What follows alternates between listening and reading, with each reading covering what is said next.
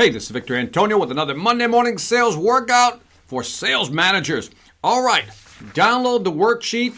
Today, you're going to talk to your team about objections, but more specifically, how do you lean in the direction of the objection? Oh, I like that. Lean in the direction of the objection, right?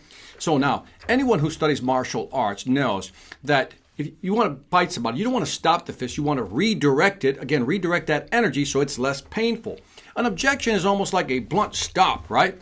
So instead of just stopping and meeting that stop with a stop, in other words, confronting the client, what you want to do is redirect it, right? And then still lean in.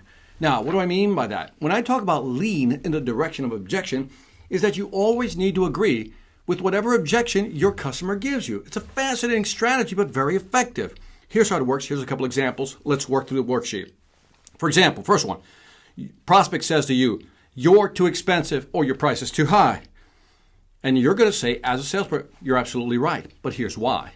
Now notice, I didn't fight him. I said, no, it isn't, and get all defensive. I said, yeah, you're right, and here's why. See, that's selling with courage. That's knowing that you have value and that your price or your product is worth the price you're offering at.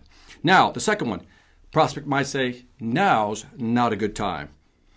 Then you're going to say, again, lean in the direction of the objection. You're going to say, that's exactly why now is a good time to have this conversation about our solution. So in the future, you'll have more time. Very clever. Find your own wording. How about this one? Let me think about it. You're going to respond by, you should think about it. And here are 3 things you should be thinking about when you consider making a buying decision. Notice I'm just moving into that objection. I'm not afraid of it. I'm moving in, right? It's coming my way. I'm just kind of redirecting it and still leaning in. Last one. I can get it cheaper elsewhere.